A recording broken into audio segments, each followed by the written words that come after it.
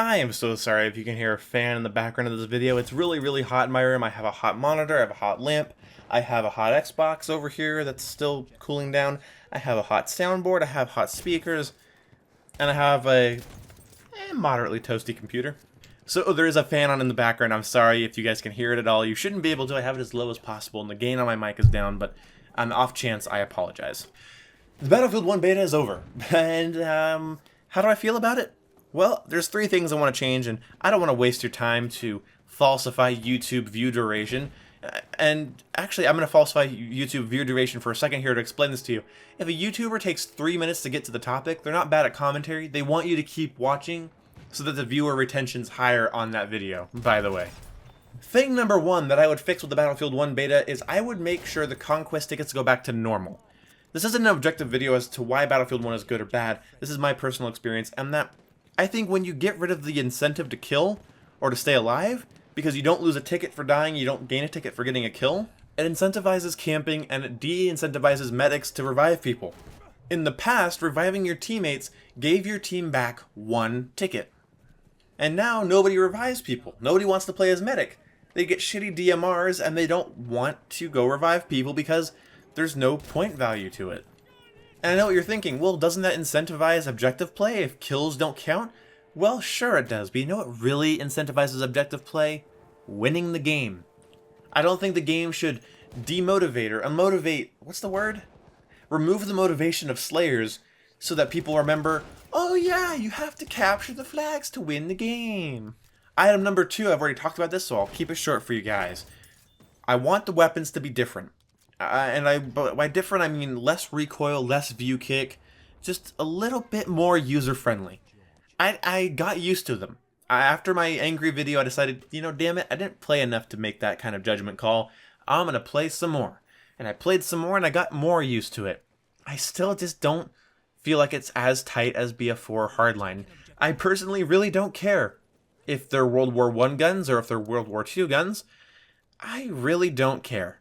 I don't care if they were guns. I don't care if they're fucking muskets. If they're not intuitive and user-friendly, the game doesn't work. I don't care. I'm not fucking watching History Channel.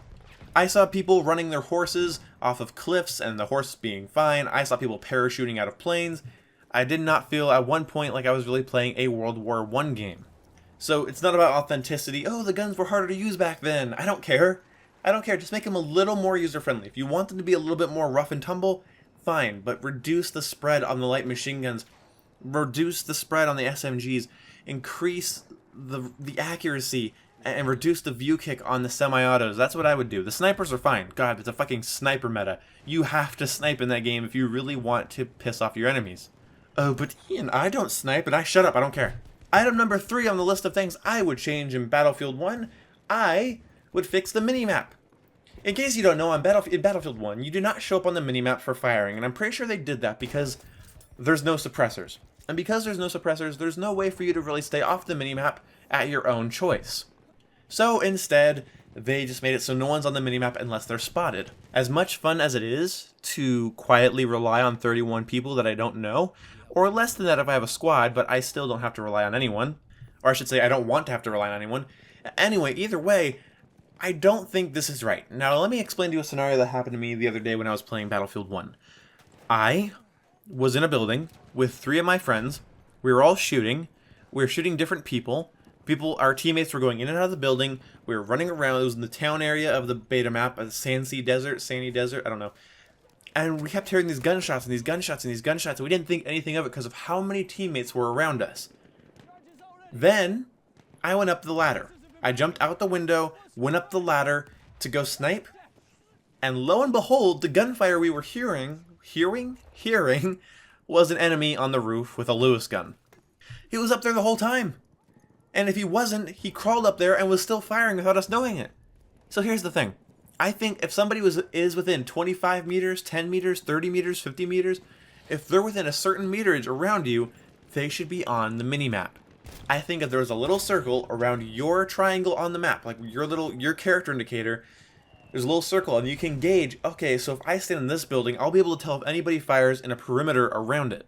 The new minimap system alienates people with bad headphones, it alienates people that have to use speakers, alienates people that are hard of hearing, alienates people that are talking to friends or want to listen to music because they're not going to be able to pick out all those sounds. And even if you were concentrating really hard, good luck picking the teammate next to you firing his gun, picking his sound out of all the people around you firing that are not on your team. You get what I mean?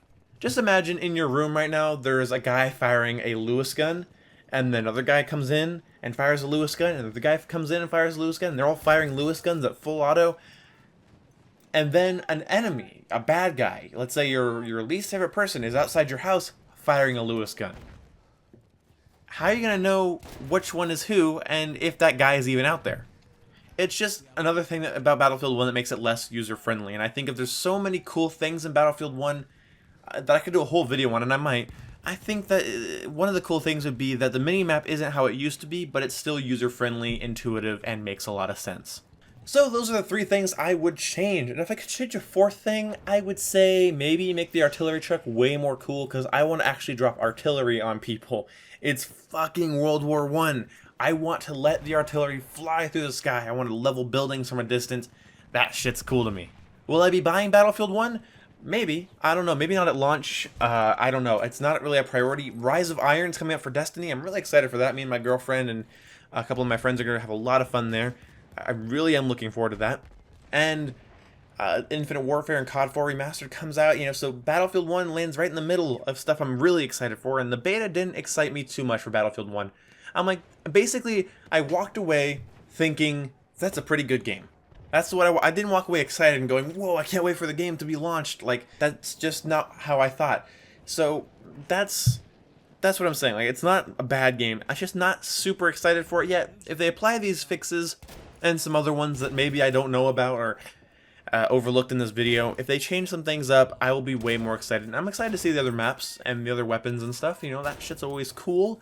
So I'll probably be picking up Battlefield 1. Let me know if I should pick it up earlier or later. I do enjoy it, but I don't love it. Last thing here, I'm going to do a whole video on the bandwagon of Battlefield 1.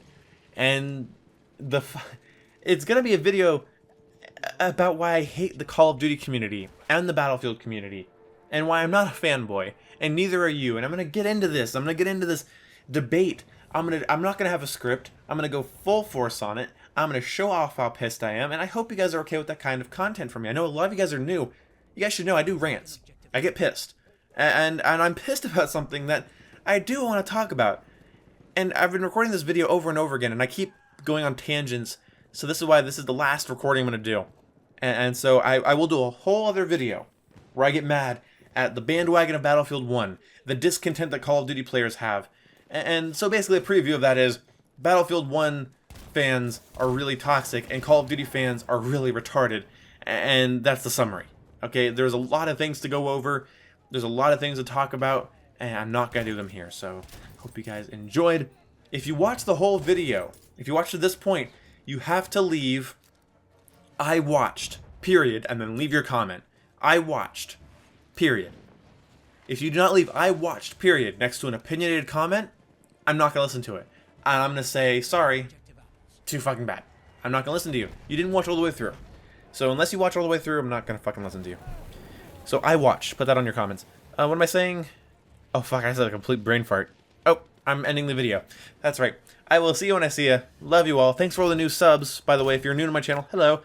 And I'll do a whole video on that later. Maybe I'll eat another taco. Maybe. See you when I see you.